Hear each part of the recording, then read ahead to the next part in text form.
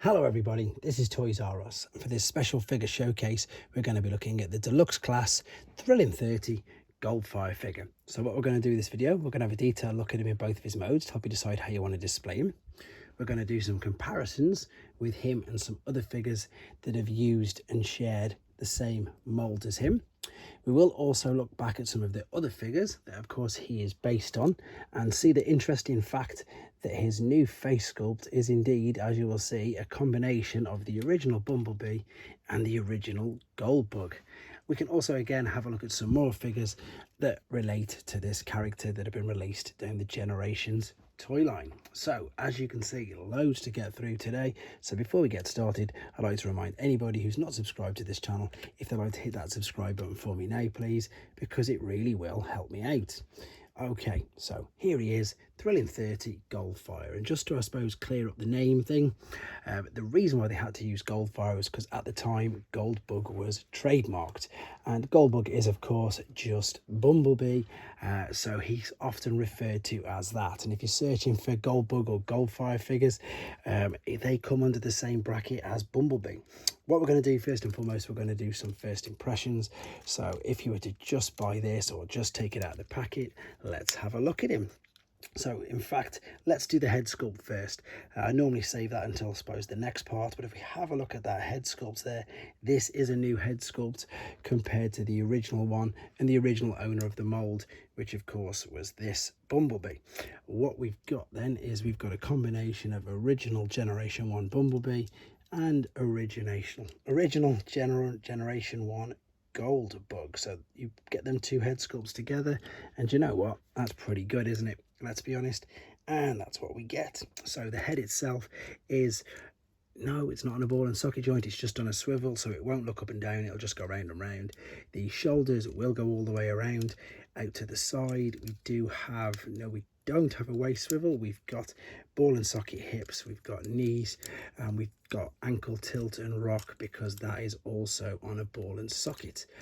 It feels like, it's crazy, this figure's, you know, nearly 10 years old already, and it does feel sort of quite loose and quite flimsy. However, I think it looks great. I like this mold.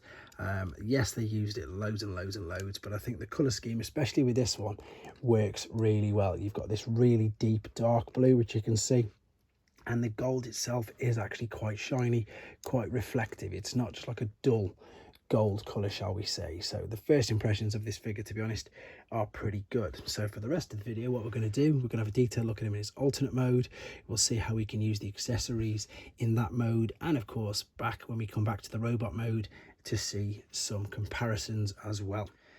So we're back, and as you can see, he's already in his alternate mode. Quick apologies for no transformation process on this video. Couple of reasons: one, to keep the length of the video down, and two, not to spoil it for people who don't want to see it. So for that matter, there will be an uploaded video separately of the full transformation process. In the meantime, let's have a look again at this beautiful alternate mode. And again, as you can see, the gold is fantastic.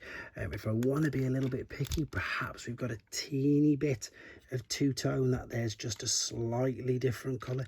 It's not as bad as some of the yellows that we're experiencing in the modern age with the Transformers, but again, this is, you know, nearly 10 years old, and it's not too bad at all. The translucent blue window is fantastic.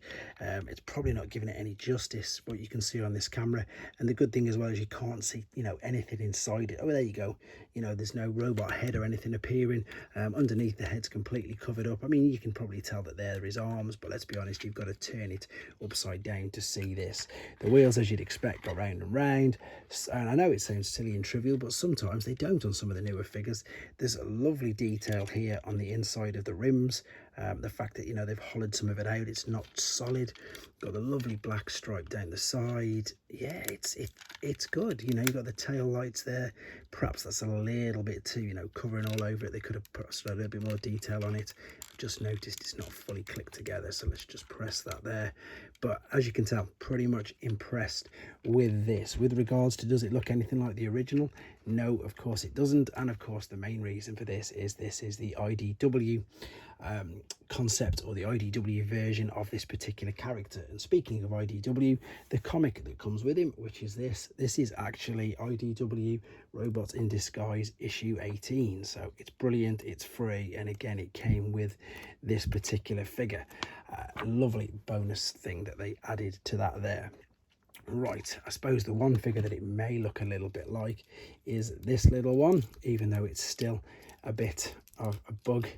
And this is of course the Generations one, but it's his colours, isn't it? So let's have a look how he looks compared to that. Oh, it's not clipped in. Pretty much same colour scheme, but yeah, looks all right. Let's have a look at the weapons then. So these weapons, my only, I suppose, pick at these weapons is I wish they'd have made these a different colour, or these, because again, you've got the lovely translucent blue plastic. If I hold it up against the light's shining here, you can see what I mean. They could have perhaps gone with a different colour. I think it would have worked much better, you know, like they did with Nightbeat. We've got the yellow and the blue, and obviously with the Bumblebee, we've got the yellow and the grey, and with Karzap, we've got something even cooler. We've got the chrome and the purple. We'll have a little bit more of a look at him in a second. But the cool thing about these is they are individual, or they can be joined together. You've got a tab and a hole there. And again, I'll show you this in a little bit more detail in robot mode, to be fair, but I'll just quickly show you that you can in fact combine them. Not much use when you're in car mode, because it would look a bit daft if we attach this there like so. Just the one blaster on the side.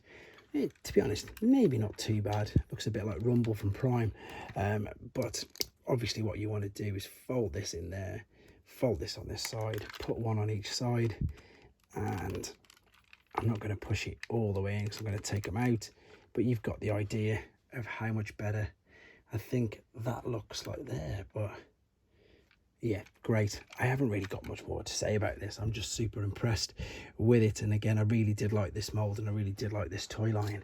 And I think this figure, you know, it justifies its release.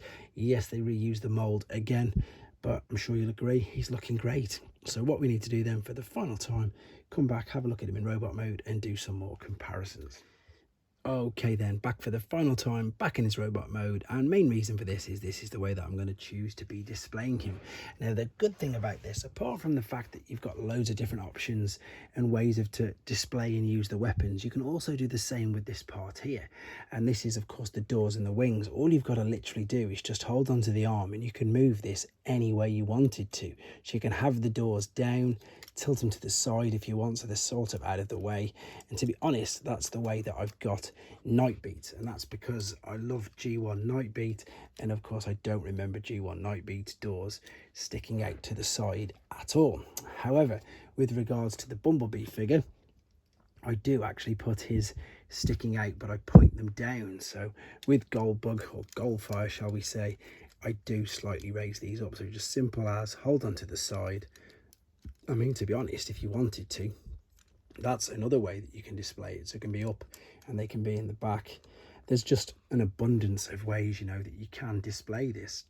We might as well continue with the comparisons actually while I've got these here, with the newer figures, shall we say. So we've got that then, and the last one I've got to stick on the end is Karzap, and this was of course, it was a Timelines exclusive. So great use of the mold, great color scheme, and again very good use of how to use the weapons with the two-tone. And again, it just shows you the versatility of what you can do with the doors on them all, because they're all different. They're completely all different. That you've got high and wide, that you've got low, they're at the back and they're at the side. So multiple ways that you can choose to display. And as I always say, you know, when the heart of this is, these are toys.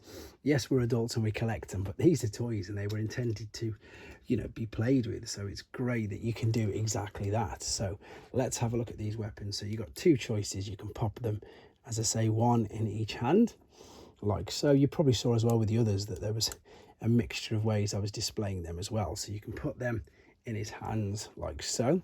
I suppose, to be honest as well, because you've got the 5mm ports on the side of the legs, never thought of doing this, probably doesn't look very good, just going off the cuff.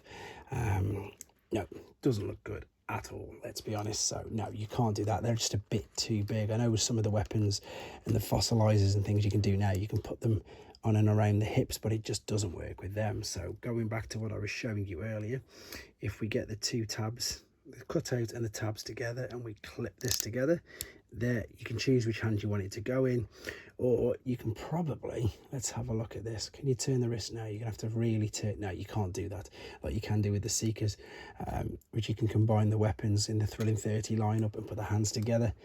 But you know, even that looks pretty good. And again, a good use of the translucent blue plastic. So it's up to you, and the reflecting silver there, how you want to be displaying him. So to be honest, I think I'm going to keep it like that. Just put the arm down. So as I said, let's do a quick couple of comparisons with some other Goldbug or Goldfire or Bumblebee figures. I've only picked these few because there's just far too many, and these are the originals. Again, just so you can see how good that head sculpt is, the combination between them. And to be honest, I'm just transforming this little one back as well into robot mode, just so we can put him up. Again, I've done most of the Bumblebee ones in the Bumblebee version of this video. What I need to do very quickly though is show you the packaging, and this is another reason why I love Thrilling 30, because it had a homage to G1, which was the tech spec there. You've got the sports car mode, you've got the alternate mode there, sorry, the robot mode, looking really good. And then if you want to read that, I'll say pause, you can have a read of that yourself. And the other irony is, if you have a look at these are held in with the rope ties that we've gone back to as well. So there you go. What a great figure. And as I've said loads of times before, what a great toy line. I really did like this toy line. A lot of good figures come from it, and I love the fact that obviously, as I say, IDW had their own take on it. Ironically enough, obviously this is the last year that IDW are going to be doing the comics for Transformers, so it'll be very interesting to see if we get any new takes or new versions on these classic characters. In the meantime, let me know what you think of him. Let me know what you think. There is one other use of the mould, which was Ghost Shooter, which I haven't actually got. Which one's your favourite anyway? Let me know in the comments, guys, and of course, please take care. So then, back for the final time in his robot mode. Main reason for this is the way that I'm going to choose to be displaying him.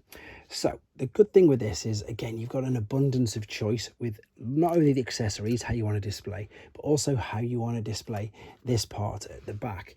And it's quite simple. All you've got to do is just hold on to where the wheel is, and you can turn this by keeping the arm straight. And if you really wanted to, you can have them. That's no good. Thanks for watching. Like and comment, and don't forget to subscribe.